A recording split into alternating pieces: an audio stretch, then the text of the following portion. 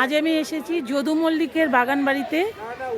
চলো ভেতরে গিয়ে তোমাদের সমস্ত কিছু বলবো, দেখাবো। এটা হচ্ছে যদু মল্লিকের বাগান বাড়ি ছিল।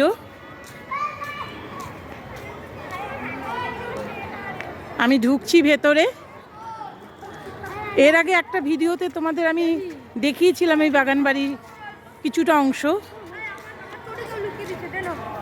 এটা সেই বাগান বাড়ি যেখানে ঠাকুর এসেছিল। ঠাকুর মাতা মেরির কোলে যীশু খ্রিস্টকে দর্শন পেয়েছিল। আমি আজ তোমাদের আজ পবিত্র দিনে তোমাদের নিয়ে এলাম দেখানোর জন্য। তোমরা দেখো, আমি ভেতরে একটু ঘুরে দেখাবো।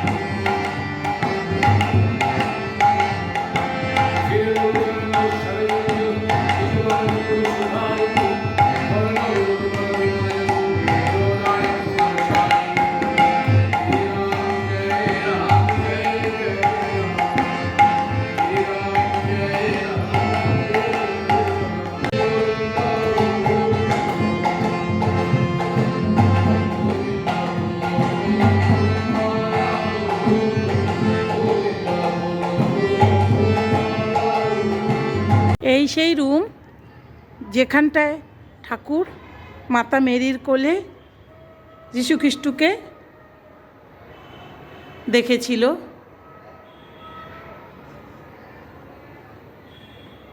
এই রুমেই মাতা মেরির কোলে যীশুখ্রিস্টকে ঠাকুর দর্শন করেছিল।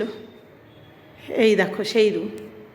তোমাদের এর আগেও আমি একবার দেখিয়েছিলাম একটা ভিডিওতে, তখন রথের সময় একটা ভিডিও করেছিলাম রথ যাত্রা নিয়ে, তখন আমি দেখিয়েছিলাম।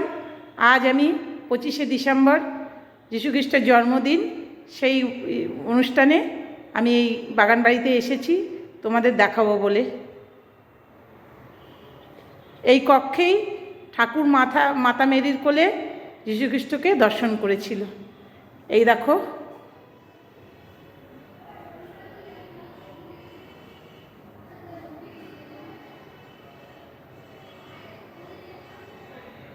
আমার পরম সৌভাগ্য আজকের দিনে তোমাদের আমি দেখাতে পারলাম।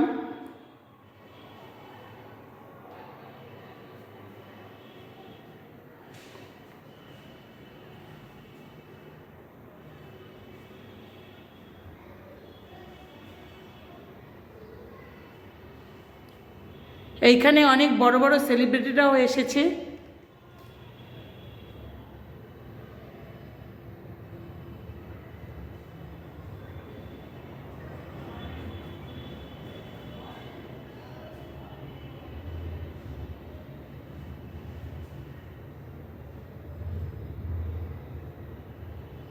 মহাত্মা গান্ধী থেকে রবীন্দ্রনাথ ঠাকুর থেকে সবাই এই রুমে এসেছে।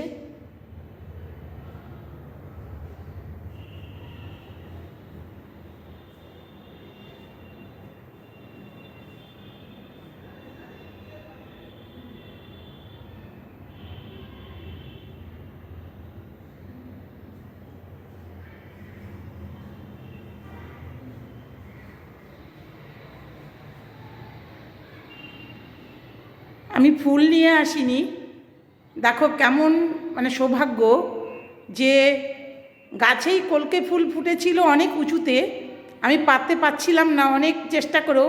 হঠাৎ দেখি অন্য একটা ডালে একদম হাতের নাগালে একটা ফুল ফুটে আছে। আমি সেই ফুলটাই ঠাকুরের চরণে, যীশুখ্রিস্টের চরণে অর্পণ করলাম।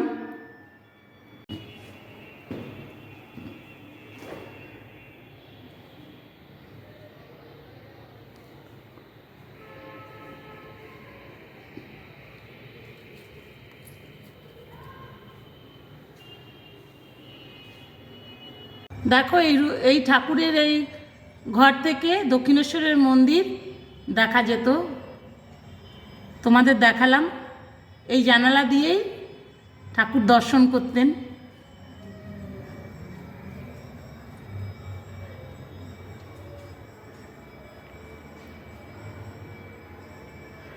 এখন আমি দক্ষিণেশ্বরের মন্দিরে যাব, মাকে একটু প্রণাম করব, করে তারপর বাড়ি ফিরব। তোমরা প্রত্যেকে ভালো থেকো, সুস্থ থেকো, সাবধানে থেকো। ভিডিওটা কেমন লাগলো সেটা তোমরা জানিও। আজ এখানে শেষ করছি, নতুন ভিডিও নিয়ে আবার আসবো তোমাদের কাছে।